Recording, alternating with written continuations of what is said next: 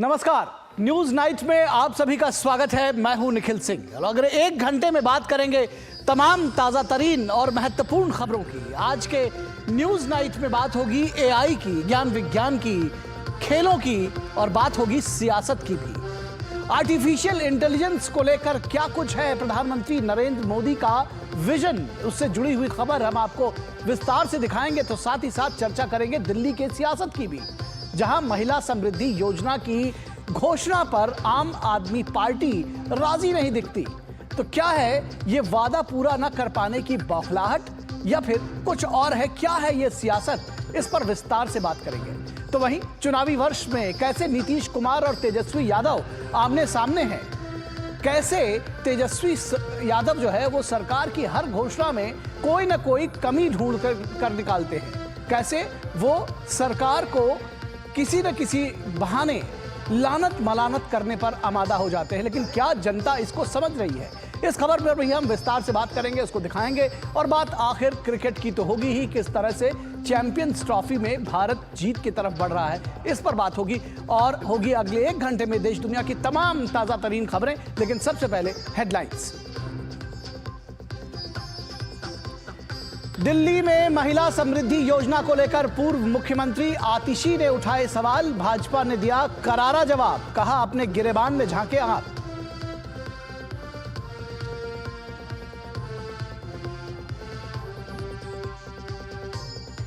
बिहार में मुख्यमंत्री नीतीश कुमार ने 51,000 से अधिक शिक्षकों को दिए नियुक्ति पत्र। तो आरक्षण को लेकर तेजस्वी यादव ने खोला मोर्चा। भाजपा ने कहा अपने पहले परिवार से आरक्षण खत्म करे राजद।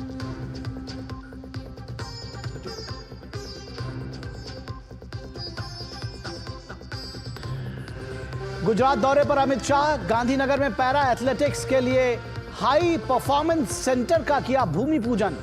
सुरीश्वर महाराज की 150वीं जयंती पर जारी किया 150 रुपए का सिक्का।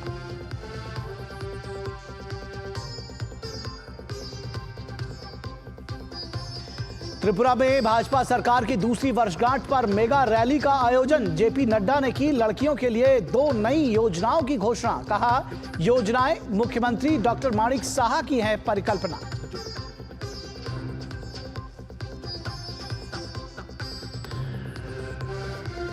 चैंपियंस ट्रॉफी के खिताबी मुकाबले में 252 रन के लक्ष्य के जवाब में भारत की तेज शुरुआत। रोहित शर्मा ने जड़ा तूफानी अर्धशतक।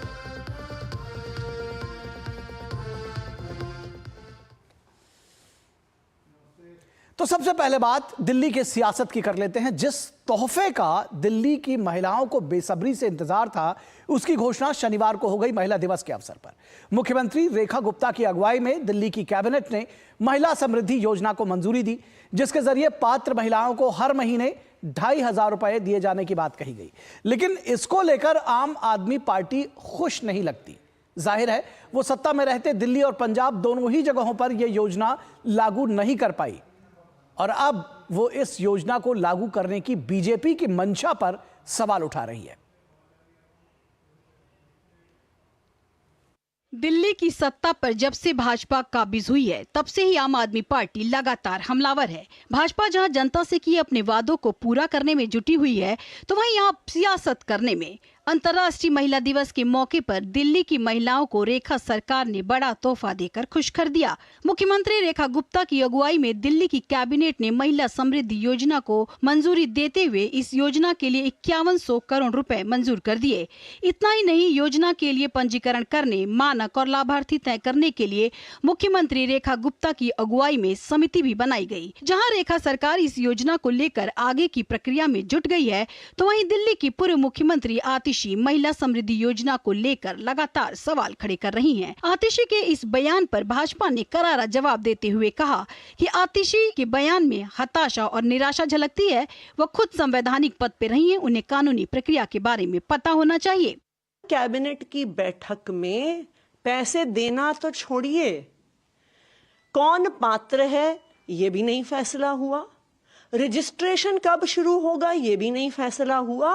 रजिस्ट्रेशन करने के लिए एक पेज की वेबसाइट तक नहीं बनी। कल एक 4 मंत्रियों की समिति बनी। सब जानते हैं कि इस देश में जब किसी चीज को ठंडे बस्ते में डालना होता है तो एक सरकारी कमेटी का गठन हो जाता है। आतिशी मारलेना के इस बयान में मुझे हताशा और निराशा ज्यादा दिखती है।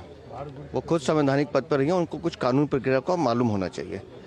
किसी भी स्कीम को इम्प्लीमेंट करने के लिए उसकी योजना बनानी पड़ती है, उसके लिए बजट अप्रूव करना पड़ता है, कैबिनेट का अप्रूवल चाहिए।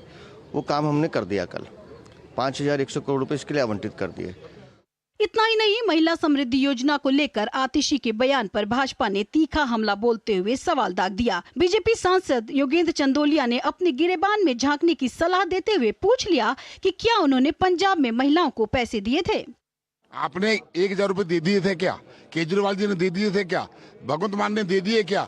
अपने गिरबान में झांकना चाहिए, पहले बात करनी चाहिए भगवंत मान से और उसके बाद दिल्ली पे आरोप लगाना चाहिए। हमने जो संकल्प किया है उसको पूरा करेंगे। बता दें कि आम आदमी पार्टी ने 2022 में हुए विधानसभा चुनाव से पहले पंजाब की सत्ता में आने पर हर महिला को हर महीने 1,000 रुपए देने का वादा किया था, लेकिन ये वादा अभी भी वादा है। जबकि दिल्ली में चंद दिनों पहले बनी भाजपा सरकार पर आम आदमी पार्टी के नेता लगातार सवाल उठा रहे हैं। Bureau report, DD news. तो महिला समृद्धि योजना को लेकर सियासत जारी है, और क्यों है ये सियासत, आखिर ये इस पर हम चर्चा करेंगे। और यही आज हमारे विशेष का विषय भी है। महिला समृद्धि योजना, वादा बीजेपी का, बौखलाहट आपकी, ये आज का हमारा आप विशेष है। वादा बीजेपी का, बौखलाहट आपकी। महिला समृद्धि योजना की चर्चा करेंगे कि आखिर क्या ऐसी वजह है कि आम आदमी पार्टी इसको लेकर इतनी बौखलाई हुई है। अपने मेहमानों से हम आपका तारुफ करा दें। हमारे साथ आरपी सिंह, बीजेपी के प्रवक्ता जुड़े हुए हैं। आरपी सिंह साहब, बहुत स्वागत है। ईशना गुप्ता, जो कि आम आदमी पार्टी की समर्थक हैं, वो भी थोड़ी देर में हमारे साथ जुड़ेंगे। और अवधेश कुमार, जो कि सीनियर जर्नलिस्ट हैं, वो भी हमारे साथ जुड़े हुए हैं। अवधेश जी, आपके साथ शुरुआत करें तो इसमें हम समझना चाहेंगे कि एक योजना की जिसको कहते हैं कि वादा किया गया चुनाव के दौरान और उसकी घोषणा की गई जब सरकार बन जाती है, इसमें सियासत की जगह कहाँ बचती है? नहीं, आम आदमी पार्टी अगर अभी है और उसको दिल्ली की जनता ने विपक्ष में बैठने लायक भी वोट दिया है तो सियासत होगी। और वो सियासत वही होगी जो आम आदमी पार्टी का कैरेक्टर रहा है। क्योंकि आम आदमी पार्टी ये जो प्रतिक्रिया है आम आदमी पार्टी की, बता रही है कि पराजय के बावजूद पार्टी ने इस बात पर मंथन नहीं किया कि हमसे गलती कहाँ हुई। अभी भी चूंकि उनके पास एक ही सूत्र था कि जनता के लिए मुफ्त की घोषणाएं करो और उसके आधार पर चुनाव जीतो। भले वो घोषणाएं लागू कर पाए न कर पाए, उसके लिए 10 प्रकार के झूठ बोलो, सामने वाले को आरोपित करो, उसके बाहर विजन जा ही नहीं रही है। भारतीय जनता पार्टी सरकार ने केवल ये काम तो नहीं किया है ना, यमुना के बारे में घोषणाएं हुई हैं, यमुना पर काम हो रहा है, सड़कों के पुनर्निर्माण की योजना बन रही है, पुलों की बात हो रही है, जो जितने ये 45-46 डिस्पेंसरी बंद हो गए थे उनके खुलने की बात हो रही है। माने दिल्ली के कोलैप्स सिस्टम को, ध्वस्त व्यवस्था को खड़ा करने की हो रही है। लेकिन आम आदमी के पास तो इसका मुंह है ना, ये पूछे कि यमुना क्यों नहीं साफ कर रहे हैं, सड़क क्यों नहीं बना दिए क्योंकि उन्होंने नाश किया है। वो तो पूछ नहीं सकते हैं कि भाई अस्पतालों को क्यों नहीं ठीक कर रहे हैं क्योंकि इससे तो फिर उन्हीं का हो जाएगा। लेकिन ये प्रश्न उठाते हुए वो अपने गिरबान में भी नहीं झांक रहे हैं क्योंकि पंजाब में उन्हीं की सरकार है। ठीक है, तो ये सवाल ईशना गुप्ता से पूछा जाएगा। ईशना गुप्ता हमारे साथ जुड़ गए हैं, बहुत स्वागत है ईशना जी आपका। ये सवाल बार बार पूछा जा रहा है, कहा जा रहा है भाई कि आम आदमी पार्टी उसी तरह का व्यवहार कर रही है, खिसियानी बिल्ली खंभा नोचे। आप लोगों ने भी ये वादा किया था 3 महीने का, बल्कि दिल्ली में भी वक्त था, उस दौरान भी आपने लागू कर लिया होता तो शायद आप आम आदमी पार्टी तब ये उम्मीद करती भाजपा सरकार से कि वो 4 रोज में, 8 रोज में, 1 महीने में ये योजना आते ही लागू कर दे। जी देखिए, भारतीय जनता पार्टी भूल चुकी है कि वो विपक्ष में नहीं बैठी, सरकार में बैठी है और कथनी और करनी में बहुत अंतर होता है। दिल्ली चुनाव से पहले देश के प्रधानमंत्री मोदी जी ने क्या कहा था कि महिलाओं से उन्होंने वादा किया था कि 8 मार्च यानी अंतर्राष्ट्रीय महिला दिवस पर दिल्ली की हर महिला के खाते में 2,500 रुपए की राशि आएगी।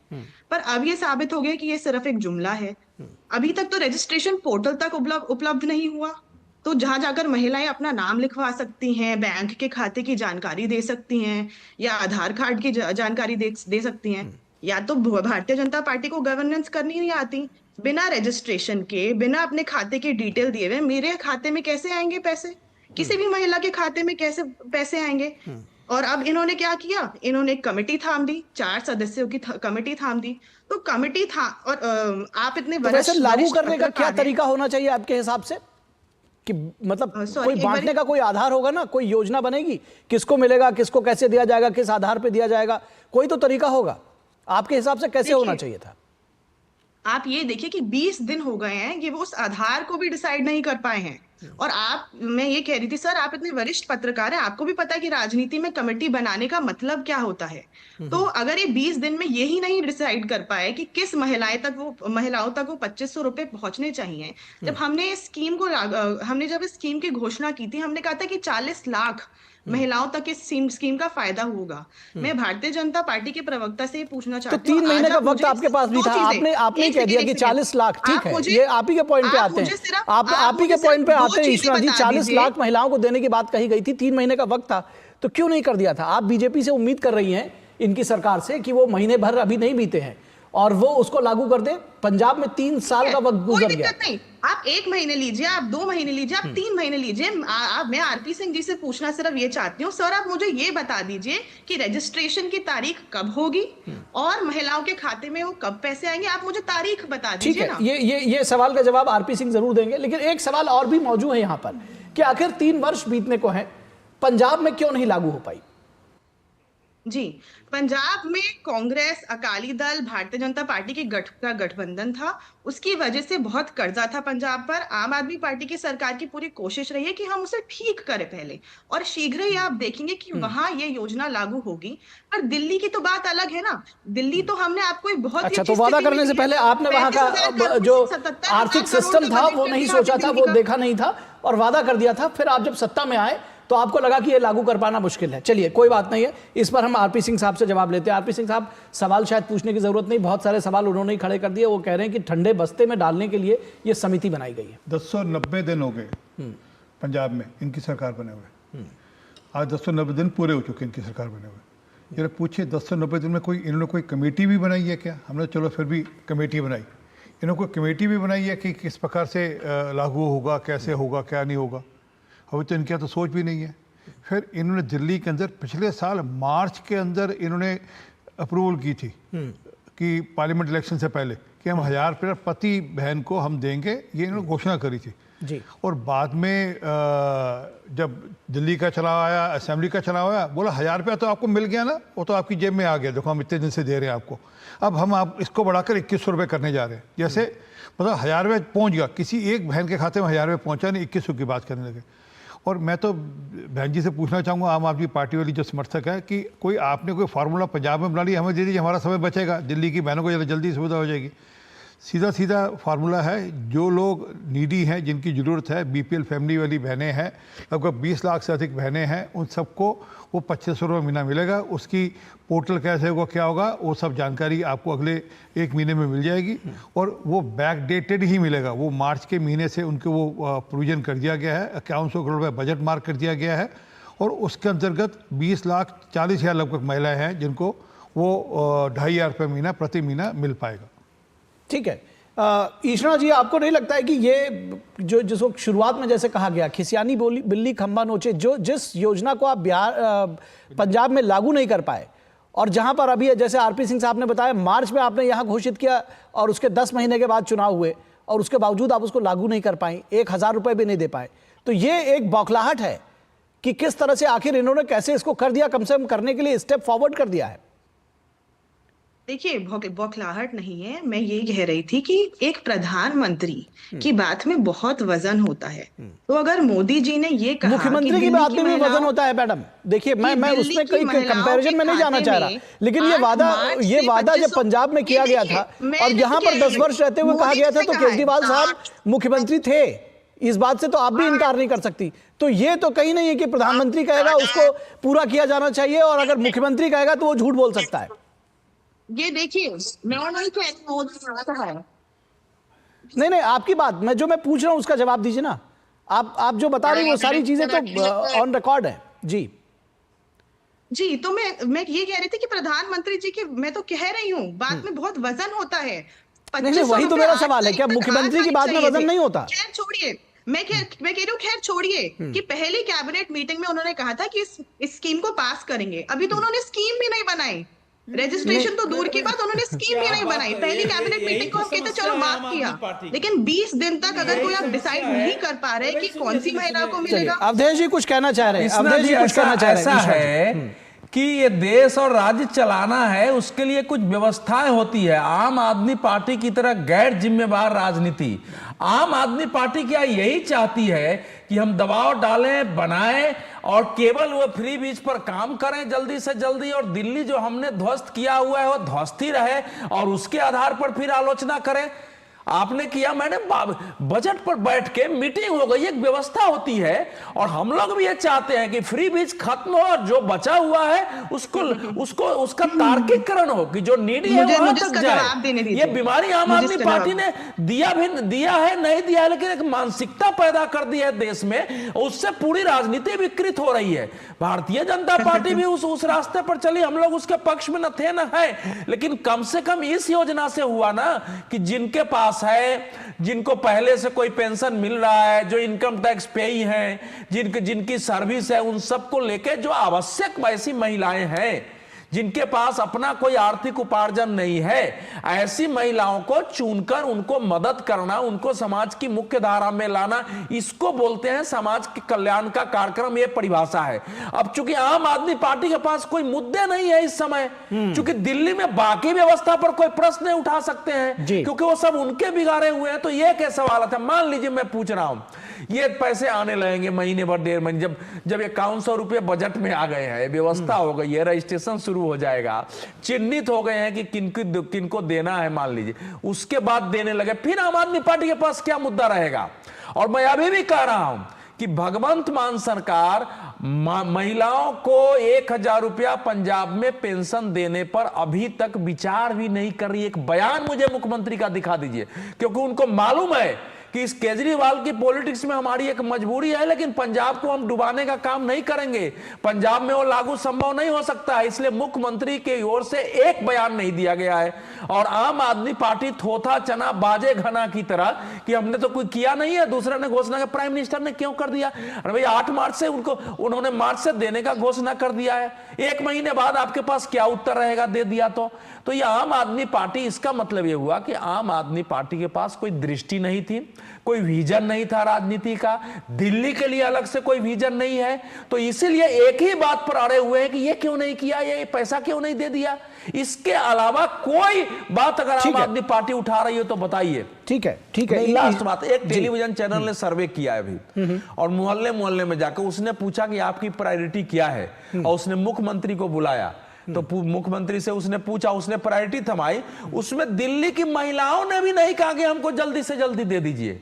वो कह रहे हैं कि हमारी पानी की व्यवस्था ठीक हो जाए, हवा ठीक हो जाए, हमारे बच्चों के व्यवस्था हो जाए, अस्पताल ठीक हो, यही सब तो बात वो कर रही है कि जमुना हमारी सड़कें ठीक हो जाए। वो जो प्रायोरिटी है 1 to 10 देखिए ना उसमें क्या निकला है। ठीक है ईशना गुप्ता जी, एक चीज सामने आई है कि आप लोगों ने कहा कि रचनात्मक विपक्ष की भूमिका निभाएंगे, लेकिन चाहे वो यमुना सफाई का मुद्दा हो, देखिए ये सबको पता है कि एक दिन में नहीं ठीक होने वाली है यमुना, एक दिन में साफ नहीं होने वाली है, एक ही दिन में सारी योजनाएं, एक ही दिन में सारी महिलाएं चिन्हित नहीं हो जाएंगी, इसमें थोड़ा सा समय लगेगा। तो इतनी जल्दबाजी क्यों? क्योंकि आपको विरोध के लिए विरोध करना है क्या? ये दिल्ली की जनता नहीं समझ रही है।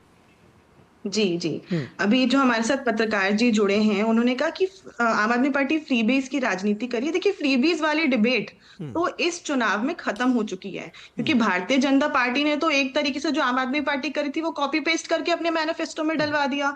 और ये मैं आपकी ये 2500 रुपए वाली स्कीम भारतीय जनता पार्टी के मैनिफेस्टो में नंबर 1 प्रायोरिटी पे थी। ये थी कि सबसे पहले सरकार आते ही ये लागू होगी। तो ये बातें जो है हम नहीं उठा रहे, ये हम जो मोदी जी के शब्द हैं उसे वापस बता रहे हैं। अरे बेटा, थोड़ा पढ़ा लिखा करो, लागू करने का तरीका समझो। सरकार में आप रहे हो, अरे सुनो, धोखा नहीं ना, 10 महीने सरकार में आप रहे ना, ठीक है, आपको एडमिनिस्ट्रेशन पता होना चाहिए। आपकी तरह थोड़ा फर्जीवाड़ा करते रहो, चीजें घोषणा करके फिर बैक डेट में जाकर कैबिनेट मीटिंग, कैबिनेट का अप्रूवल लो। आपने किया था ना दारू वाले का मामले में, एक्साइज पॉलिसी में ये किया था ना, घोषणा कर दी, सब कुछ कर दिया, फिर जब चीफ सेक्रेटरी ने रेड फ्लैग किया, नहीं बैक डेट में जाकर उसकी एक्साइज पॉलिसी की आपने अप्रूवल ली। कैबिनेट से। तो वो दिखता है कि आप लोग कैसे सरकार चलाते थे, सरकार चलाने का मुझे अपनी तरीका बात है खत्म करने और दीजिए, मुझे वो अपनी बात ठीक ढंग खत्म से करने चलेगी, दीजिए। ठीक ढंग से होगा तभी होगा, अन्यथा सिर्फ घोषणा कर कर कह कर कि हाँ आज से हो गया और किसी को मिले ना, ठीक है। उसका लाभ नहीं। ठीक है, ठीक है। मैंने- आप ही की तरफ से मैं सवाल एक मैंने- पूछ रहा हूँ मैंने- आखिरी, मैंने- आरपी सिंह साहब से। सुनिए सुनिए, मुझे वो जो लगता है कि जब मैं मुझे लगता है बोल ईशना जी, रही थी, ये मुझे मेरी विरोध बात के लिए खत्म विरोध करने मत करिए। मुझे लगता है ये विरोध के लिए विरोध मत करिए, थोड़ा धैर्य रखिए। ये तो दिल्ली, जैसे उन्होंने कहा ना, महिलाएं भी नहीं कह रही कि हमें दे दो, आप लोग नहीं, ज्यादा नहीं, जल्दबाजी एक में हैं। सेकंड। एक मिनट, ये एक मिनट, भारतीय जनता एक मिनट, एक मिनट ईशना जी, भारतीय एक मिनट जनता ईशना जी। पार्टी की सरकार- आरपी सिंह साहब, एक चीज बताइए कि क्या किसी तरह का कोई चैलेंज आपको दिखता है इस योजना को लागू करने में?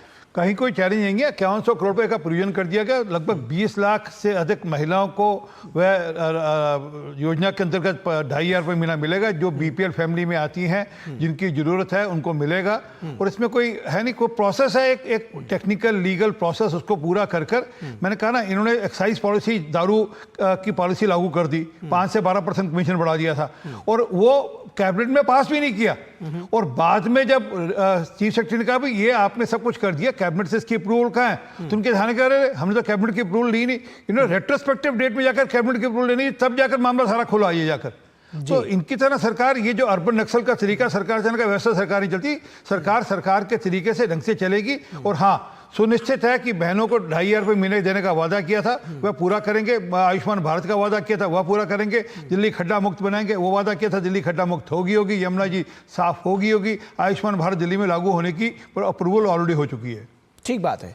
तो निश्चित तौर पर ईशना जी, ये लोग भी देख रहे हैं और इस बात को भी समझ रहे हैं कि कम से कम जब आप एक उंगली किसी पर उठाती है तो 3 उंगली। जी, और एक और बता दूं ईशना जी, ये महिला मुख्यमंत्री है और रेखा गुप्ता की सरकार है, और वो अपनी बात पर पक्की उतरने वाली रेखा गुप्ता हैं। वो रेखाएं लंबी करने वाले लोगों में से हैं, आपकी तरह रेखाएं छोटी करने वालों में से नहीं है। चलिए, अब उम्मीद करते हैं कि महिला समृद्धि योजना परवान चढ़ेगी, शीघ्र चढ़ेगी। और मुझे लगता है कि जिस तरह से ईशना गुप्ता और आप आम आदमी पार्टी के जो लोग हैं वो ये चाहते हैं कि जल्द से जल्द लागू हो, तो जल्द से जल्द लागू हो सकेगी। फिलहाल बहुत शुक्रिया आप सभी लोगों का हमारे साथ इस चर्चा में जुड़ने के लिए। ईशना जी आपका, आरपी सिंह साहब आपका, अवधेश कुमार जी आपका। और आगे देखिए, बिहार में चुनाव, तेजस्वी का आरक्षण दांव। लेकिन रुकेंगे एक छोटे से ब्रेक के लिए।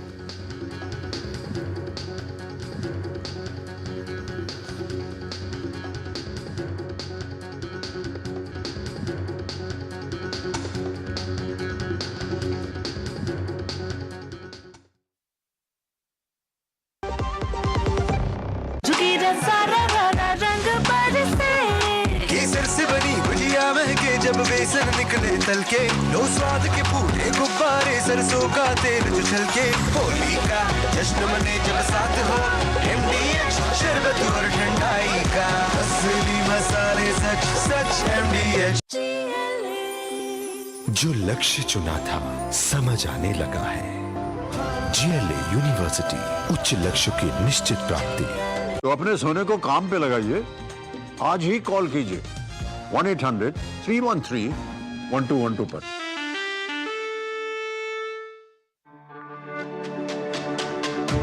मेरी पसंद, मेरी पसंद, मेरी पसंद, मेरी पसंद, हमारी पसंद, हम सबकी पसंद। मजबूत देश का मजबूत सरिया हो गया स्टील। Good girl.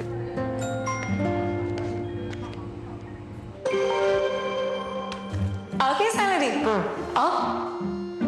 नहीं झुमके ना, पहले बचत, पहले झुमके। सुनो, हर महीने थोड़ा बचाओ और थोड़ा निवेश करो, और कुछ इमरजेंसी के लिए भी बचाओ, ताकि रहो टेंशन फ्री। लेकिन झुमकों का क्या, जाते हो कि लगाओ इंजेक्शन। RBI कहता है वित्तीय समझदारी समृद्ध नारी। कैसे धंधा बढ़ेगा, कैसे गल्ला चलेगा, कैसे टाइकून बनेगा, ये काफी नहीं बेटा, स्कूटर है तेरा कब रॉकेट बनेगा। सिर्फ नजर बट्टू लगाने से बिजनेस बढ़ता तो हर बड़ा बिजनेस यही करता। बिजनेस बढ़ता है क्रेडिट से। अपनी दुकान में क्रेडिट ऑन UPI अपनाओ, कस्टमर्स को UPI पे क्रेडिट मिलेगा तो कस्टमर्स बढ़ेंगे और उनकी शॉपिंग भी। क्या समझे? अपने पेमेंट पार्टनर से संपर्क करें।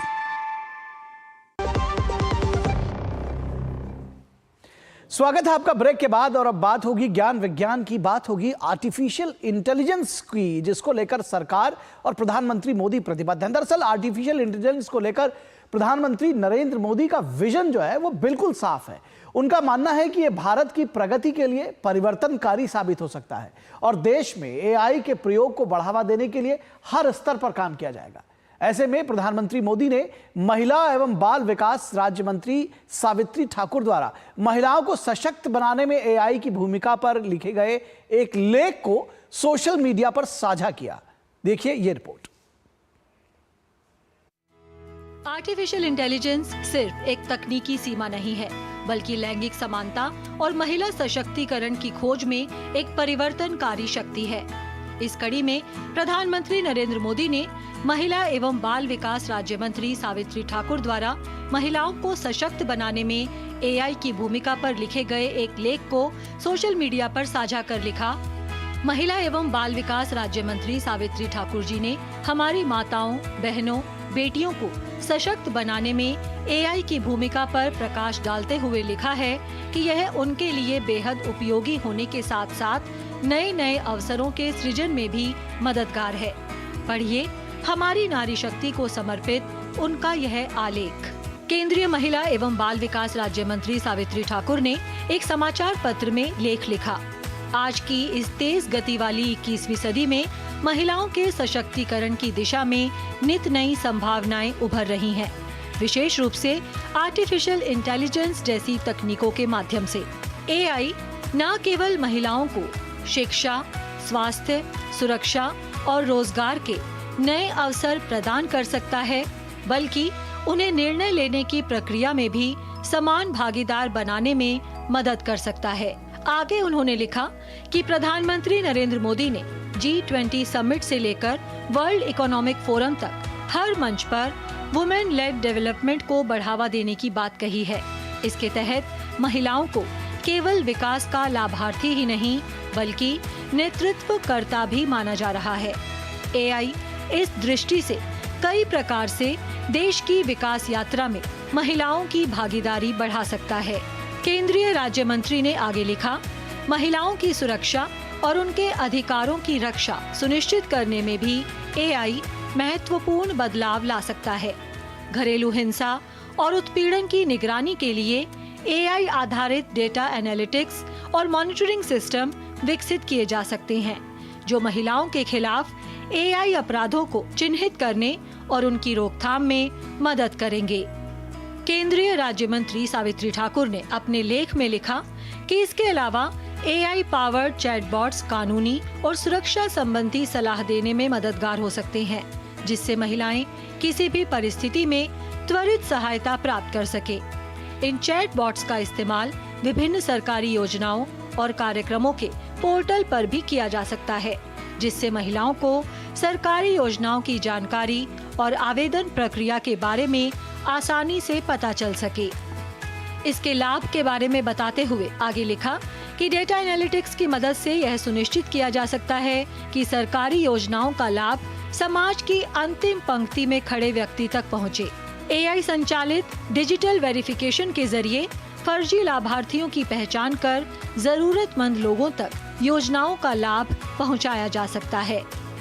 एआई को लेकर पीएम मोदी के विजन के बारे में बताते हुए लिखा, विगत वर्ष प्रधानमंत्री मोदी की अध्यक्षता में केंद्रीय मंत्रिमंडल ने मेकिंग एआई इन इंडिया और making AI work in India के विजन पर चलते हुए 10,371.92 करोड़ रुपए के बजट परिव्यय के साथ राष्ट्रीय स्तर के इंडिया एआई मिशन को मंजूरी दी थी। ये मिशन सार्वजनिक और निजी क्षेत्रों में रणनीतिक कार्यक्रमों और साझेदारियों के माध्यम से एआई नवाचार को बढ़ावा देने वाला एक वृहद इकोसिस्टम स्थापित करेगा। महिलाओं के लिए एआई किस तरह वरदान साबित हो रहा है, इसे बताते हुए लिखा, स्वास्थ्य सेवाओं में एआई का उपयोग भी महिलाओं के लिए वरदान साबित हो सकता है। हाल ही में स्वीडन में हुई एक क्लिनिकल स्टडी में पाया गया कि एआई आधारित मेमोग्राफी सिस्टम 29% अधिक स्तन कैंसर के मामलों की पहचान कर सकता है। इसके अलावा एआई आधारित प्रिडिक्टिव एनालिटिक्स डॉक्टरों को जटिल बीमारियों की पहचान करने और उनके उपचार में मदद कर सकता है। खासकर यह तकनीक हाई रिस्क प्रेगनेंसी की पहचान कर सकती है और संभावित जटिलताओं को रोकने में सहायक हो सकती है। विकसित भारत के मिशन को बढ़ाने में AI की भूमिका का जिक्र करते हुए लिखा, विकसित भारत 2047 के विजन के तहत भारत को एक सशक्त और आत्मनिर्भर राष्ट्र के रूप में स्थापित करने का लक्ष्य रखा गया है, जिसमें महिलाओं की समान भागीदारी आवश्यक है। AI न केवल महिलाओं के लिए नए अवसरों का सृजन कर सकता है, बल्कि उन्हें समाज में निर्णायक भूमिका निभाने के लिए सक्षम भी बना सकता है। आर्टिफिशियल इंटेलिजेंस तकनीक एक समावेशी और प्रगतिशील समाज की दिशा में महत्वपूर्ण भूमिका निभा सकती है। इसका उपयोग केवल आर्थिक या तकनीकी उन्नति तक सीमित न रहे, बल्कि इसे महिलाओं की सामाजिक सुरक्षा, शिक्षा, स्वास्थ्य और न्याय तक सुगमता से पहुंच सुनिश्चित करने के लिए भी उपयोग किया जाए। Bureau report, DD news. और अब खबर बिहार से। बिहार की शिक्षा व्यवस्था में एक नई क्रांति देखने को मिल रही है। नई क्रांति इसलिए कह रहे हैं क्योंकि राज्य में 3 चरणों में लाखों शिक्षकों की बहाली की गई है।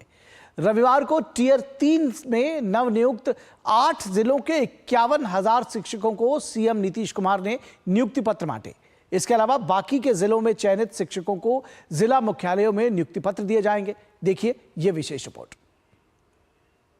बिहार के मुख्यमंत्री नीतीश कुमार ने शिक्षक नियुक्ति के तीसरे चरण में नियुक्त 51,000 शिक्षकों को होली से पहले बड़ा तोहफा दिया है। उन्होंने 51,389 शिक्षकों को नियुक्ति पत्र दिया। मुख्यमंत्री ने नालंदा, भोजपुर, मुजफ्फरपुर, जहानाबाद, अरवल, सारण, वैशाली के अभ्यर्थियों को पटना के गांधी मैदान में नियुक्ति पत्र सौंपा। रविवार को बिहार लोक सेवा आयोग से चयनित 8 जिलों के 10,739 शिक्षकों को पटना में नियुक्ति पत्र दिया गया, जबकि बाकी चयनित शिक्षकों को उनके जिला मुख्यालयों में नियुक्ति पत्र मिलेगा। कार्यक्रम को संबोधित करते हुए मुख्यमंत्री नीतीश कुमार ने कहा कि बिहार में शिक्षा के विकास और महिलाओं के सशक्तिकरण पर उनकी सरकार ने बड़ा काम किया है। साल 2005 से पहले राज्य की स्थिति बेहद खराब थी। शाम होते ही लोग बाहर निकलने से डरते थे, लेकिन आज माहौल पूरी तरह बदल चुका है। हमने शिक्षा और महिलाओं के उत्थान के लिए लगातार काम किया है। आज लड़का लड़की सब बराबर हैं। बिहार लोक सेवा आयोग द्वारा नए शिक्षकों की बहाली का सिलसिला हमने प्रारंभ किया। और तीसरे चरण में जो आज की बात हो रही है वही है 51,398 की नियुक्ति पत्र दी जा रही है। उप मुख्यमंत्री सम्राट चौधरी ने राज्य में शिक्षा सुधारों के लिए सीएम नीतीश कुमार की सोच और पहल की सराहना की। उन्होंने कहा कि मुख्यमंत्री नीतीश कुमार ने बिहार को खटारा से समृद्ध बिहार बनाने का काम किया है। 2005 में जब वे सत्ता में आए तो 8 लाख लोगों को सरकारी नौकरी देने का निर्णय लिया था। अब तक 6 लाख शिक्षकों को नियुक्ति पत्र सौंपा जा चुका है। क्या से 4-5 दिन पहले इन्होंने विधानसभा में घोषणा किया कि हम हाफ सेंचुरी मतलब 50 लाख लोगों को सरकारी नौकरी और रोजगार देने का काम करें। बिहार लोक सेवा आयोग की तीसरे चरण की बहाली में कक्षा 1 से 5वीं तक के 21,911 अभ्यर्थी, कक्षा 6 से 8 के 16,989 अभ्यर्थी, कक्षा 9 से 10वीं के लिए 15,421 अभ्यर्थी और 11वीं 12वीं के लिए 12,479 अभ्यर्थी सफल हुए हैं। नियुक्ति पत्र दिए जाने के बाद नवनियुक्त शिक्षकों को अप्रैल तक स्कूल आवंटित किया जाएगा। आगामी नए शैक्षणिक सत्र में नवनियुक्त शिक्षक अपनी सेवाएं दे सकेंगे ताकि बच्चों का पठन पाठन सुचारू रूप से चल सके। मैं मधेपुरा डिस्ट्रिक्ट से हूँ। मेरा सिलेक्शन मुजफ्फरपुर जिला में हुआ है और मैं बहुत खुश हूँ। आज हमें फाइनली नियुक्ति पत्र मिल गया है। मैं पटना से हूँ। मेरा ज्वाइनिंग जहानाबाद में हुआ है और मैं अब 3 बच्चों की माँ हूँ। उसके बावजूद भी मैंने इस मुकाम तक मैं पहुँची हूँ। गांधी मैदान में हमको नियुक्ति पत्र मिला है। बहुत ज़्यादा हम खुश हैं क्योंकि बहुत दिनों के बाद रोजगार हासिल हुआ है और हम मुख्यमंत्री नीतीश कुमार जी को बहुत बहुत धन्यवाद देते हैं। बिहार में जल्द ही चौथे चरण के शिक्षकों की बहाली भी होने वाली है। बताया जा रहा है कि इसमें करीब 85,000 शिक्षकों की बहाली होगी।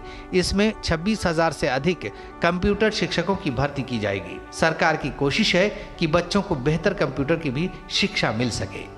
मधुरेश नारायण की रिपोर्ट, DD न्यूज़।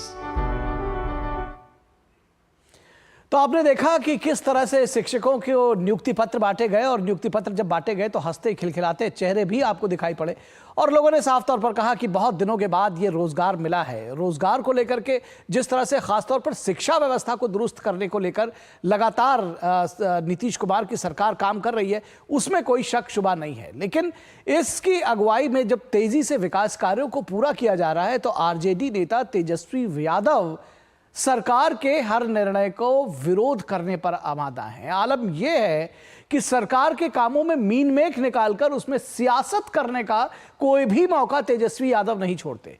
रविवार को मुख्यमंत्री नीतीश कुमार ने जब 51,000 से अधिक शिक्षकों को नियुक्ति पत्र बांटे और जिससे जुड़ी हुई खबर हमने आपको दिखाई तो तेजस्वी यादव ने इसे भी पिछड़ों के हितों से जोड़ते हुए आरक्षण का राग आलाप दिया और धरने पर जाकर बैठ गए। देखिए ये रिपोर्ट। चुनावी साल में बिहार की राजनीति गर्माती जा रही है, जहां आज प्रदेश के मुख्यमंत्री नीतीश कुमार ने 51,000 शिक्षकों को नियुक्ति पत्र बांटे, वहीं राष्ट्रीय जनता दल के नेता तेजस्वी यादव ने आरक्षण का राग अलापते हुए धरना प्रदर्शन किया। तेजस्वी का कहना है कि हमारी सरकार द्वारा बिहार में बढ़ाई गई 65% आरक्षण सीमा को रोक देने से अनुसूचित जाति, जनजाति, पिछड़ा, अति पिछड़ा वर्ग के अभ्यर्थियों को 16% आरक्षण का सीधा नुकसान हो रहा है, जिससे इन वर्गों के 50,000 से अधिक युवाओं को नौकरी से हाथ धोना पड़ा है। TRE 3 शिक्षक नियुक्ति के तीसरे चरण में भी आरक्षण लागू नहीं होने से इन वर्गों के हजारों अभ्यर्थियों को हजारों नौकरियों का नुकसान हुआ। तेजस्वी 16% आरक्षण के नुकसान की बात करते हुए पोस्टर लेकर धरने पर बैठे तो भाजपा ने परिवारवाद की राजनीति पर जमकर हमला बोलते हुए कहा, पहले अपने परिवार का आरक्षण समाप्त करें। हम राष्ट्रीय जनता दल के लोग, गरीब गुरबा शोषित वंचितों के आवाज को उठाने वाले लोग, उनके अधिकार की लड़ाई लड़ने वाले लोग, चाहे सदन हो, सड़क हो, हम लोग सुप्रीम कोर्ट में भी अपना वकील खड़ा करके इस लड़ाई को लड़ रहे हैं और किसी भी कीमत पर इस आरक्षण को हम लोग खत्म नहीं होने देंगे। पहले वो अपने परिवार का तो आरक्षण समाप्त करें। क्या वहां पर लालू परिवार से बाहर कोई व्यक्ति सीएम बन सकता है, सोच सकता है? बिल्कुल बेबुनियाद बात चुनाव के लिए। हर को जो आरक्षण दिए हैं उससे तो मुक्ति दिलाएं। ये इनका कोई नैतिक ताकत नहीं है, नैतिक स्तर नहीं है कि आरक्षण पर कुछ बोलें। ये बोलने की ताकत है तो नीतीश कुमार को है, भारतीय जनता पार्टी के सम्राट चौधरी और विजय सिन्हा को है। बिहार के मुख्यमंत्री नीतीश कुमार नवनियुक्त शिक्षकों को नियुक्ति पत्र प्रदान कर शिक्षा के क्षेत्र में कई अहम सुधार करने की बात कर रहे हैं। वहीं तेजस्वी यादव खोई हुई राजनीतिक जमीन पाने के लिए आरक्षण का हथियार चला रहे हैं। Bureau report, DD news. और यहाँ रुकेंगे एक छोटे से ब्रेक के लिए, लेकिन ब्रेक के बाद जब वापस लौटेंगे तो बताएंगे कि त्रिपुरा की बेटियों को बड़ी सौगात। आखिर क्या है ये बड़ी सौगात? ब्रेक के बाद।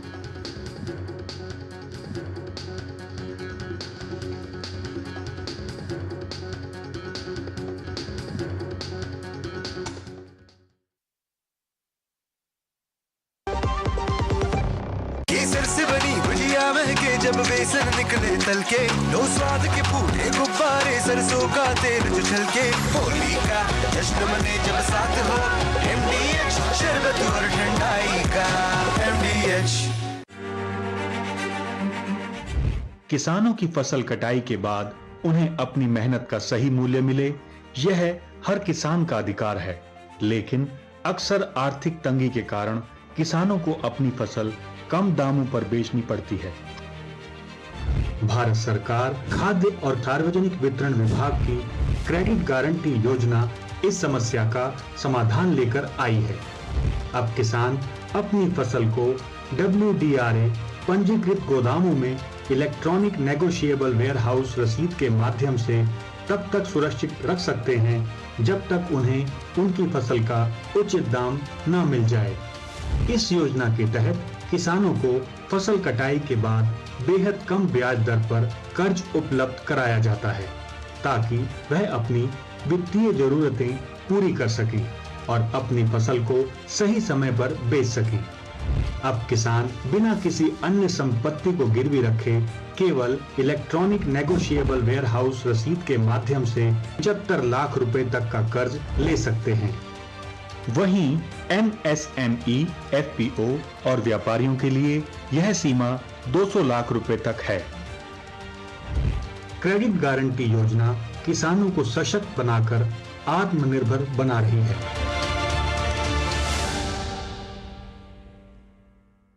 जब धरती चीर कर निकलता है लोहे का पत्थर और मिलता है मोंगिया के जोश से, फिर तपता है, पिघलता है और बनता है फौलाद। अब होता है सरिया सारी खूबियों के साथ। मोंगिया स्टील, मजबूत देश का मजबूत सरिया। एक ऐसा तबका जो रिटायरमेंट के बारे में आज भी बिल्कुल नहीं सोचता, वो है औरतें। औरतें कमा के भी वल्नरेबल हैं। सो एनपीएस एक इक्वालिटी ला रहा है। हम सब एक बराबर प्लेटफॉर्म पे हैं। अपने बेहतर कल को सुनिश्चित करने के लिए एनपीएस जरूरी है। जो लक्ष्य चुना था समझ आने लगा है। GLA यूनिवर्सिटी, उच्च लक्ष्य की निश्चित प्राप्ति। स्वागत है आपका ब्रेक के बाद। बीजेपी के राष्ट्रीय अध्यक्ष और केंद्रीय स्वास्थ्य एवं परिवार कल्याण मंत्री जेपी नड्डा ने त्रिपुरा में लड़कियों के लिए 2 नई योजनाओं, मुख्यमंत्री बालिका समृद्धि योजना और मुख्यमंत्री कन्या आत्मनिर्भर योजना की घोषणा रविवार को की। त्रिपुरा में भाजपा के नेतृत्व वाली एनडीए सरकार के लगातार 7वें वर्ष के उपलक्ष्य में अगरतला के स्वामी विवेकानंद मैदान में एक मेगा पार्टी रैली को संबोधित किया नड्डा ने और इस मौके पर त्रिपुरा सरकार की इन 2 नई योजनाओं की घोषणा की। उन्होंने कहा कि मुख्यमंत्री बालिका समृद्धि योजना के तहत अगर गरीबी रेखा से नीचे रहने वाले परिवार में कोई लड़की पैदा होती है तो राज्य सरकार उसके नाम पर बॉन्ड के रूप में 50,000 रुपए जमा करेगी। लड़की के 18 वर्ष की आयु प्राप्त करने के बाद उसे कुल 10 लाख रुपए मिलेंगे, जिसका उपयोग उसकी शिक्षा और अन्य उद्देश्यों के लिए किया जा सकता है। छात्राओं के लिए दूसरी योजना मुख्यमंत्री कन्या आत्मनिर्भर योजना है। इस योजना के तहत त्रिपुरा बोर्ड, CBSE और ICSE परीक्षा में बैठने वाली 140 मेधावी छात्राओं को स्कूटी दी जाएगी। नड्डा ने कहा कि इन दोनों योजनाओं की परिकल्पना मुख्यमंत्री डॉक्टर माणिक साहा ने की है। मैं उस परिवार के प्रति अपनी सहानुभूति रखता हूं और मृतक के प्रति श्रद्धांजलि व्यक्त करता हूं। एक जानकारी आपके माध्यम से देना चाहता हूं कि हमारे डिपार्टमेंट का यानी NTPC का कुछ नॉर्म्स हैं, उसके आधार के ऊपर हमने सहायता उनकी की है और उस सहायता के अंदर कुल मिलाकर 3 करोड़ 10 लाख रुपए कैश। तो जेपी नड्डा की बाइट हम आपको थोड़ी देर में दिखाएंगे, लेकिन हम आपको बता देंगे गृह मंत्री अमित शाह गुजरात दौरे पर हैं। Sports authority of Gujarat Gandhinagar में पैरा एथलेटिक्स के लिए एक अंतर्राष्ट्रीय स्तर के सुविधा वाले हाई परफॉर्मेंस सेंटर का निर्माण किया जा रहा है। केंद्रीय गृह मंत्री अमित शाह ने इस हाई परफॉर्मेंस सेंटर के लिए भूमि पूजन किया। इस हाई परफॉर्मेंस सेंटर से राज्य भर के पैरा एथलीट्स को मदद मिलेगी। अंतर्राष्ट्रीय और राष्ट्रीय स्तर पर खेलों के मद्देनजर खिलाड़ियों के लिए इस केंद्र में हाईटेक सुविधाएं भी उपलब्ध कराई जाएंगी। विश्व स्तरीय सुविधाओं से युक्त ये स्पोर्ट्स सेंटर दिव्यांग खिलाड़ियों को ट्रेनिंग, रिसोर्स और सहायता प्रदान कर उनकी क्षमताओं को विकसित करने का काम करेगा। और गुजरात के गांधीनगर में गुजरात बार काउंसिल द्वारा नव निबंधित अधिवक्ताओं के शपथ ग्रहण समारोह का आयोजन किया गया। इस दौरान केंद्रीय गृह मंत्री अमित शाह ने समारोह में हिस्सा लिया। समारोह पर गृह मंत्री अमित शाह ने सोशल मीडिया X पर लिखा कि आज का दिन गुजरात के न्याय व्यवस्था के लिए ऐतिहासिक है। आज गुजरात बार काउंसिल द्वारा गांधीनगर में आयोजित शपथ ग्रहण समारोह में एक साथ 11,000 से अधिक युवा अधिवक्ताओं ने न्याय व कर्तव्य निष्ठा की शपथ लेकर विश्व रिकॉर्ड बनाया। ये अधिवक्ता मोदी सरकार के 3 नए आपराधिक कानूनों के उद्देश्यों को साकार करने और देशवासियों को त्वरित व सुगम न्याय दिलाने के साथ साथ उनके संवैधानिक अधिकारों की रक्षा कर लोकतंत्र को मजबूत बनाने में अहम भूमिका निभाएंगे। और केंद्रीय गृह मंत्री अमित शाह ने गुजरात दौरे में आचार्य भगवंत श्री बुद्धिसागर सूरीश्वर महाराज की 150वीं जयंती के मौके पर 150 रुपए के स्मारक सिक्के का विमोचन किया। सोशल मीडिया प्लेटफॉर्म X पर भी इसकी जानकारी साझा करते हुए गृह मंत्री अमित शाह ने लिखा कि कर्म, धर्म, ध्यान और ज्ञान को जीवन मूल्य मानने वाले पूज्य बुद्धिसागर सूरीश्वर जी महाराज के सम्मान में जारी ये स्मारक सिक्का उनकी स्मृति को अमर बनाएगा और आने वाली पीढ़ियों को उनके आदर्शों को जानने के लिए प्रेरित करेगा।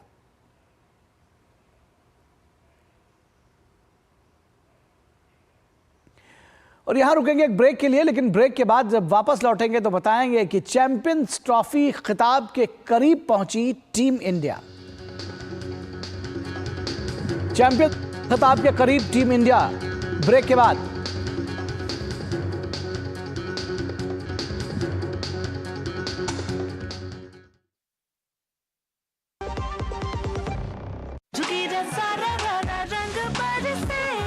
केसर से बनी भुजिया महके जब बेसन निकले तल के, लो स्वाद के पूरे गुब्बारे सरसों का तेल जो छलके, होली का जश्न मने जब साथ हो, MDH शरबत और ठंडाई का, असली मसाले सच सच MDH।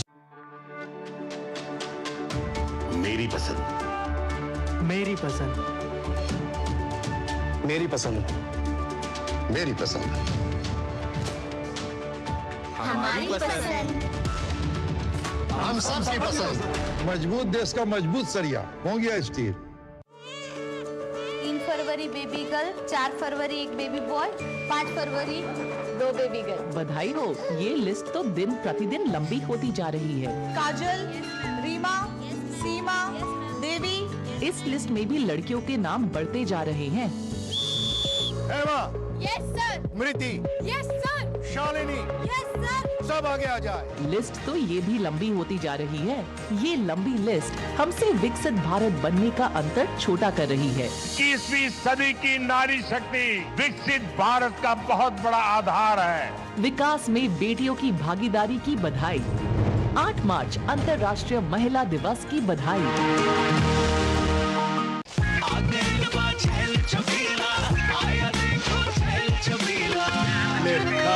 अच्छा भैया, मेरी गाय को भी अपने हाथों से चारा खिला दो। अरे खिलाई देते हैं। हमारी गाय भैया। क्या हो गया, पूरा का पूरा गांव यहाँ आ गया। अच्छा भैया, इसी हाथ से चारा खिलाते हो, तभी तो आपके गाय भैंसों की ब्याज सबसे ज्यादा है। अरे पगले, ये चमत्कार इस हाथ का नहीं, हाथ में जो कपिला पशु आहार है उसका है, जो पशुओं की सेहत अच्छी रखता है और ब्याज भी बढ़ाता है। ले जाओ।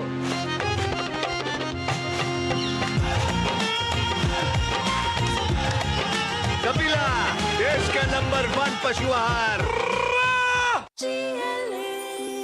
जो लक्ष्य चुना था समझ आने लगा है। GLA यूनिवर्सिटी, उच्च लक्ष्य की निश्चित प्राप्ति। गोल्डी मसाले के 100 ग्राम के स्पेशल पैक्स में फ्रेशनेस लॉक है। ऐसे गोल्डी मसाले जहां जाएं रिश्ते बनाएं। स्वागत है आपका ब्रेक के बाद। तो इससे पहले कि हम आपको क्रिकेट के मैदान से जुड़ी खबर दिखाएं, क्रिकेट के मैदान ले चले, आपको बताते हैं कि न्यूज़ नाइट में अब तक हमने आपको क्या कुछ दिखाया, बताया। महिला समृद्धि योजना पर किस तरह से सियासत है, इस पर हमने आपको इससे जुड़ी हुई खबर दिखाई। साथ ही साथ बिहार में चुनाव तेजस्वी का आरक्षण दांव, ये खबर भी हमने आपको दिखाई। जो सियासत चल रही है वो भी आपको बताया, और त्रिपुरा की बेटियों को बड़ी सौगात मिली है, इससे जुड़ी हुई खबर भी हमने आपको दिखाया है अभी तक। तो देखा आपने महिला समृद्धि योजना से जुड़ी खबर, बिहार में चुनाव तेजस्वी का आरक्षण दांव और त्रिपुरा की बेटियों को बड़ी सौगात। और इसके बाद बात करेंगे चैंपियंस ट्रॉफी की। चैंपियंस ट्रॉफी के खिताबी मुकाबले में न्यूजीलैंड ने भारत के सामने जीत के लिए 252 रन का लक्ष्य रखा, जिसका पीछा करते हुए भारत ने ताज़ा समाचार मिलने तक 3 विकेट के नुकसान पर 161 रन बना लिए हैं। रोहित शर्मा और शुभमन गिल ने टीम को आक्रामक शुरुआत दी। रोहित शर्मा ने तेजी से खेलते हुए अपना अर्धशतक पूरा किया। दोनों बल्लेबाजों ने पहले विकेट के लिए शतकीय साझेदारी निभाई। शुभमन गिल 31 रन बनाकर आउट हो गए। वहीं ब्रेसवेल ने कोहली को 1 रन पर आउट करके भारत को बड़ा झटका दिया। रोहित 76 रन बनाकर आउट हुए। और इससे पहले टॉस जीतकर पहले बल्लेबाजी करने उतरी न्यूजीलैंड की टीम 7 विकेट पर 251 रन बना सकी। न्यूजीलैंड के लिए डेरल मिशेल ने सबसे अधिक 63 रन की शानदार पारी खेली। वहीं रचिन रविंद्र ने 37 और ग्लेन फिलिप्स ने 34 रन का योगदान दिया। अंतिम ओवर में ब्रेसवेल ने अर्धशतक लगाकर टीम को 250 के पार पहुंचाया। ब्रेसवेल 53 रन बनाकर नाबाद रहे। भारत के लिए वरुण चक्रवर्ती और कुलदीप यादव ने 2-2 विकेट लिए। और इस पूरी खबर पर ताजा अपडेट के साथ मौजूद हैं हमारे संवाददाता मुकेश शुक्ला। मुकेश, किस तरह से देख रहे हैं इस मुकाबले को? क्या कुछ लग रहा है अभी संघर्ष बाकी है या जीत की सुगंध मिल रही है? देखिए, जिस तरह से मैच की शुरुआत करी थी भारतीय टीम ने इस 252 रन को चेस करते हुए, एक अच्छा स्टार्ट मिला, 100 से ज़्यादा का पहले विकेट के लिए स्कोर हुआ। उसके बाद ब्रेसवेल और सेंटनर ने जो ब्रेक थ्रू लिया और वहां से थोड़ी सी जो पारी थी वो लड़खड़ाई, और उसके बाद अब श्रेयस अय्यर ने अक्षर पटेल के साथ मिलकर एक बार फिर से पारी को संभाला है। यानी बॉल टू बॉल जो है वो मुकाबला आगे चल रहा है। और जिस तरह से ये मुकाबला था, शुरू से एक्सपेक्ट किया जा रहा था कि 260-70 होगा तो और मुकाबला कांटे का हो जाता है, लेकिन ये 250 में भी देखिए आपको कितना अच्छा यहाँ कॉम्पिटेटिव स्पोर्ट्स देखने को मिल रहा है। यानी वाकई में चैंपियंस ट्रॉफी का जो फाइनल खेला जा रहा है दुबई में, देखने लायक मुकाबला है। दोनों टीमें जो है पूरा जोर लगा रही हैं और कोई भी किसी को छोड़ने का मूड में नहीं है। जिस तरह से कैच लिया गया था शुभमन गिल का, वहां से शुरुआत हुई, न्यूजीलैंड को एडवांटेज मिलना शुरू हुआ और उसके बाद रोहित शर्मा का स्टंप हो जाना, विराट कोहली का, किंग कोहली का 1 रन पे आउट हो जाना। ये फैंस भी हैं, ये बहुत दूर से ट्रैवल करके आए, भी बता रहे थे। जिस तरह से भारतीय टीम ने शुरुआत करी थी, क्या लग रहा था कि अभी जो आप कह रहे थे कि भाई दिल की धड़कनें बढ़ गई थी? मेरे साथ ये हुआ कि मैं 2 दिन से सोया नहीं था। मैं घर आया, मैं कहा सोऊंगा, फिर पता लगा मैच है अपना, ठीक है, मैच शुरू हुआ। उसके बाद आप मान नहीं सकते कि मैं घर पे आया, मैच देखा, शुरू करा, हम खुश थे, मेरी वाइफ, मैं, मेरे हम खुश थे। उसके बाद एकदम सही देखा, मैच पलटता नजर आया। मैं कहा आज मैच जीतेंगे नहीं जीतेंगे, दिल की धड़कन ऐसे हो गई, पता नहीं क्या होगा। उसके बाद जैसे हमने बताया शुभमन गिल, उसके बाद हम तो ऐसे छाती चौड़ी हो गई, तो चौड़ी होगी, बिल्कुल होगी यार। हम जीतेंगे और जीत के ही रहेंगे, हमारा इंडिया हमेशा जीतेगा, लेकिन हमने जीतना ही है। आप क्या कुछ कहना? मैं तो ये बोलना चाहूँगा, इंडिया ही जीतेगा और इंडिया ही जीतता रहेगा हमेशा। बिल्कुल। तो ये जिस तरह से प्रतिक्रियाएं सुबह से ही हम देख रहे हैं, इस तरह का ही लोगों का जो रुझान है, मानना है। और भारत जीते भी क्यों ना, जिस तरह की भारत के पास टीम है, जिस तरह के भारत का बैकअप है, जिस तरह से भारतीय टीम खेलती है, आप देखिए डाउन द लाइन उनके पास पूरे बल्लेबाज हैं। और अक्षर पटेल, अभी यहाँ पर केएल राहुल बचे हैं, हार्दिक पांड्या बचे हैं, रविंद्र जडेजा जो है वो खुद मौजूद रहेंगे। तो अभी हमारे पास काफी सारा बैटिंग पोटेंशियल है वो बचा हुआ है। देखना होगा कि स्पिनर्स के ओवर जल्दी खत्म होते हैं या नहीं, कितना और न्यूजीलैंड संघर्ष कर पाती है। जी, निश्चित तौर पर कितना और न्यूजीलैंड संघर्ष कर पाती है। और भारतीय के तौर पर हम सब चाहते हैं कि ये चैंपियंस ट्रॉफी भारत के खाते में आए। बहुत शुक्रिया इस तमाम बातचीत के लिए, आपसे और अपडेट्स लेते रहेंगे। और यहां रुकेंगे एक छोटे से ब्रेक के लिए, कहीं मत जाइएगा, जल्द हाजिर होंगे।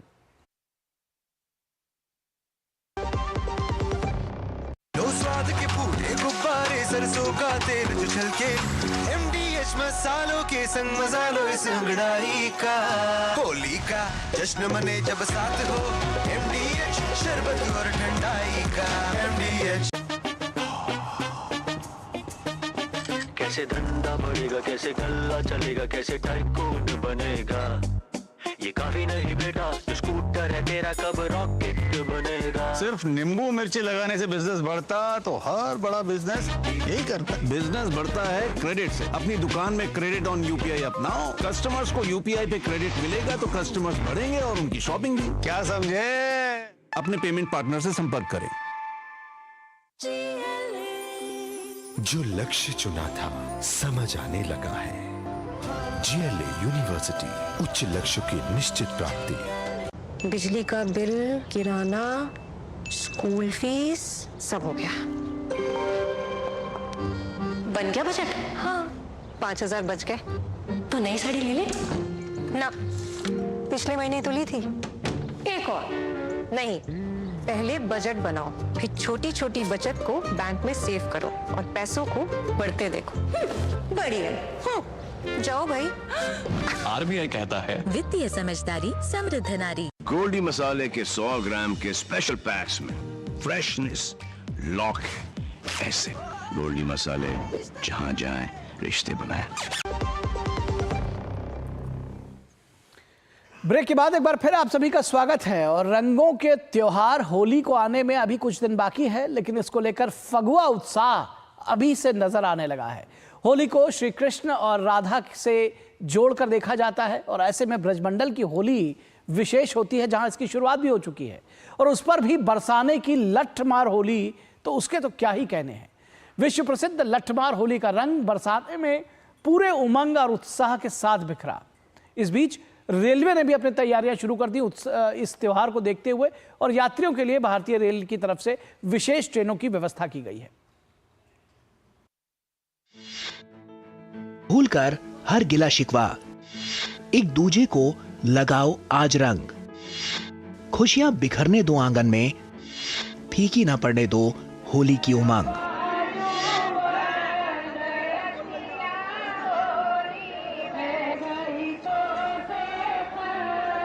विश्व प्रसिद्ध लठमार होली का रंग उत्तर प्रदेश के बरसाना में पूरे उमंग और उत्साह के साथ बिखरा।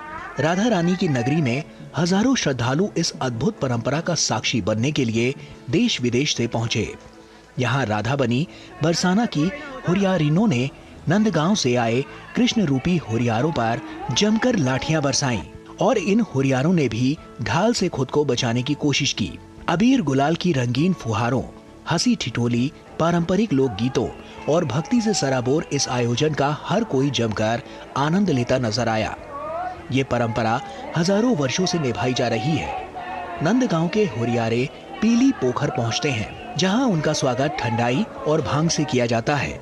यहाँ से वे रंगीली गली जाते हैं, जहां बरसाना की गोपियां पारंपरिक होली के गीत गाकर उन्हें रिझाने की कोशिश करती हैं। इसके बाद हंसी मजाक, नृत्य संगीत के बीच लठमार होली का मुख्य आयोजन शुरू होता है। जितने भी ग्वाले हैं वो सब कृष्ण स्वरूप हैं, और जितनी भी सब गोपियां हैं वो सब श्रीजी स्वरूप हैं। तो यहाँ का जो आनंद है, तो ऐसा अद्भुत यहाँ का आनंद है कि तीनों लोकों में ऐसा आनंद कहीं अनुभव नहीं किया जा सकता। नंदगांव से आए हुरियारे ढाल लेकर आते हैं, और बरसाना की हुरियारी ने उन पर प्रेम और शरारत के साथ लाठियां बरसाती हैं। ये आयोजन राधा कृष्ण के दिव्य प्रेम को समर्पित होता है, जिसे देखने के लिए श्रद्धालु हर साल बड़ी संख्या में यहाँ पहुँचते हैं। बरसाना की इस अनोखी लठमार होली को देखने के लिए देश भर से हजारों श्रद्धालु पहुंचे। जब भगवान श्री कृष्ण द्वापर युग में जिन्होंने अपना अवतार धारण लिया था, तो हमारे नंदगांव में लगभग वो 9 साल 11 दिन रहे थे। तो यहाँ पर जब रहे थे तो उन्होंने काफी लीला नंदगांव में की हैं। तो उनमें से एक लीला जो आप देख रहे हैं लठामार होली की लीला है, जिसे हम सभी नंदगांव वासी मिलकर के मनाते हैं। त्योहार पर लोग अपने घर जाना चाहते हैं। ऐसे में भारतीय रेलवे ने विशेष ट्रेनों की व्यवस्था की है। भारी भीड़ को देखते हुए यात्रियों की सुविधा के लिए पूर्वोत्तर रेलवे ने 81 होली स्पेशल ट्रेनों का संचालन शुरू किया है। इतना ही नहीं, होली के मौके पर यात्रियों की यात्रा सुगम और सुरक्षित बनाने के लिए हर संभव प्रयास किए जा रहे हैं। 3 ट्रेन ऐसी हैं जो एकल यात्रा के लिए कुछ चलाई जा चुकी हैं, कुछ चलाई जा रही है। इसके अलावा बाकी सभी ट्रेनें अलग अलग ट्रिप्स में हैं। छपरा से स्पेशल ट्रेनें प्लान करके चला रहे हैं, मऊ से स्पेशल ट्रेनें चलाई जा रही हैं। तो हर सभी जो हमारे मेन डेस्टिनेशन है, जहां से यात्रियों की मांग ज़्यादा रहती है, वहां से स्पेशल ट्रेनें प्लान की गई हैं। होली के त्योहार के मद्देनजर सुरक्षा को लेकर आरपीएफ और जीआरपी को अलर्ट किया है। ट्रेनों में हुड़दंगियों पर सख्ती की जाएगी। महिला यात्रियों की सुरक्षा के लिए महिला सहेली टीम की तैनाती बढ़ाई जा रही है। साथ ही रेल क्षेत्र में अप्रिय घटना की आशंका को लेकर गश्ती अभियान तेज करने का सख्त निर्देश दिया गया है। Bureau report, DD news.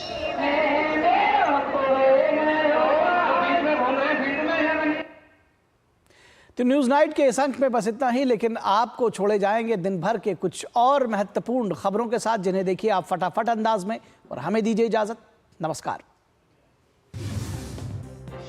Mumbai के नागपाड़ा में पानी की टंकी साफ करते समय 4 मजदूरों की दम घुटने से मौत हो गई। वहीं एक मजदूर को बेहोशी की हालत में अस्पताल में भर्ती कराया गया। फिलहाल स्थानीय पुलिस मामले की जांच पड़ताल में जुटी हुई है। रक्षा मंत्री राजनाथ सिंह ने बेंगलुरु में भारतीय वायुसेना के एरोस्पेस मेडिसिन संस्थान का दौरा किया। रक्षा मंत्री ने संस्थान में उन्नत अनुसंधान केंद्र का भी शुभारंभ किया। ये पहला मौका है जब किसी रक्षा मंत्री ने इस संस्थान का दौरा किया है। प्रधानमंत्री नरेंद्र मोदी ने दिल्ली एम्स में भर्ती उपराष्ट्रपति जगदीप धनखड़ से मुलाकात की। दरअसल शनिवार देर रात